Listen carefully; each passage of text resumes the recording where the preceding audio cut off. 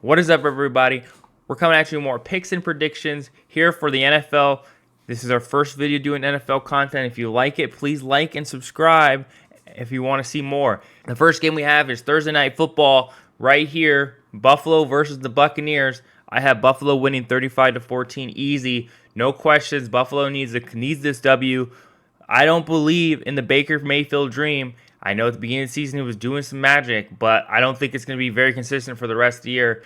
So I have Buffalo winning this game outright. The first 1 o'clock game that we have here is Dak Prescott's Cowboys coming in hot off their W's, and they're going to easily cover this 6.5 spread. It's going to be 21-28. I think the Rams can hold in there for a while, but I just don't think the Rams are going to be able to come out with the victory this week.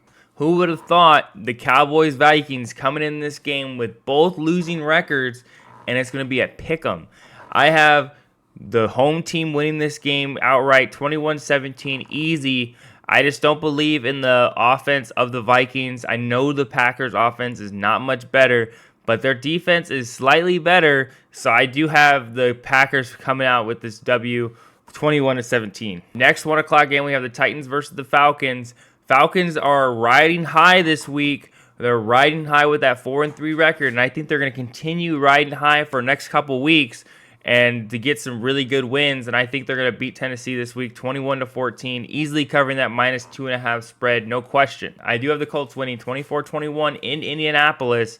This is pretty much a pick 'em, and overall, I would definitely pick the Colts to beat the Saints, no question.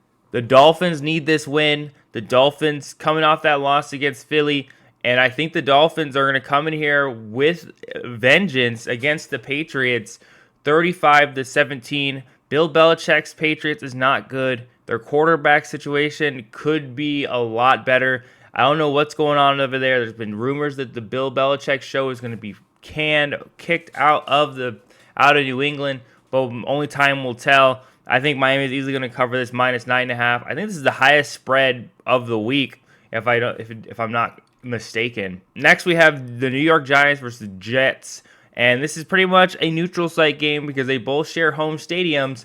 And I do have the Giants coming out on top, 14-12, just under each of the over/unders, under that -3 there. But I can see the Jets trying to come back. Their quarterback situation could be better. You know, Aaron Rodgers is definitely a better quarterback than I think Zach Wilson.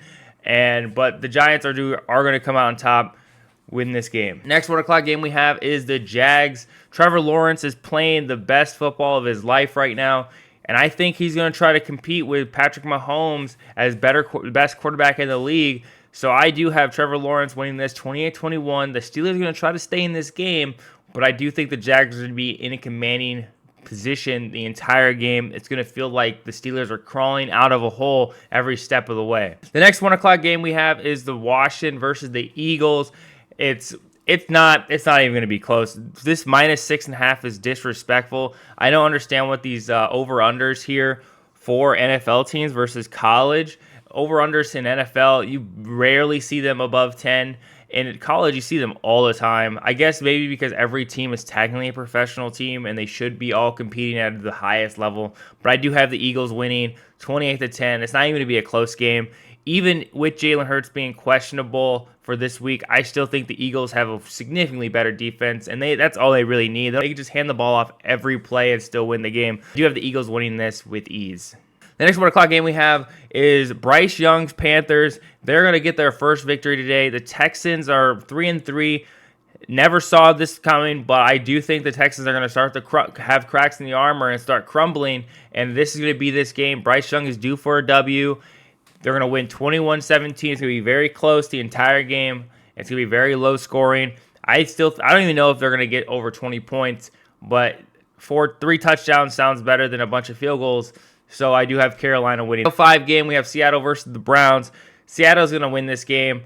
The Browns offense is questionable. The running back is doubtful for this game. And Deshaun Watson can only do so much with his versatility. And I think the Seahawks defense is going to hold them at bay because they don't have any other options because they can't really throw the ball. Their run game is going to be fairly hindered without their running back. So I do think the Seahawks will win this 24-14. cover this -3 easily, and they're going to go on to 5-2. 3:25 game, we have Kansas City versus the Broncos over there in the Mile High City, and the -8 is going to be easily covered. It's going to be crushed, 28-7. That's what I have. Kansas City's going to move on to 7-1, no question. The Broncos are just not good overall in any capacity. I know the Broncos can compete sometimes, some weeks, but this week is not one of them. And Kansas City's going to go in there, handle business, and move on to the next week. Hello. We're doing this again. I hate doing it twice. Next 3 o'clock game we have is the Cardinals and Ravens. Cardinals are probably one of the worst teams in the league, right there next to Carolina. But at least Carolina has some hope, have some good players that are very young. Cardinals don't have any of that. Cardinals just suck. So I do have the Ravens winning 35-17 easy. I was going to have the Cardinals not score any points, but looking at the analytics, Cardinals do score points against good teams. It's not like they just get blown out. They do get blown out, but it's never like so bad that they didn't score any points. So I do have the Baltimore Ravens covering this -8.5. First late night game we have is San Francisco versus Cincinnati. I am not a believer in Joe Burrow this year. I think Joe Burrow got his paycheck and now is just struggling. He's struggling every game. He's not looking the best. He's not looking like he did last year. And Brock Purdy's coming in here with vengeance, coming off those 2 losses. I don't think San Francisco is going to lose any more games. They might lose one more down the road, but it's definitely not going to beat to the Bengals. So I have the San Francisco winning this 35-21, covering that -5.5 easily.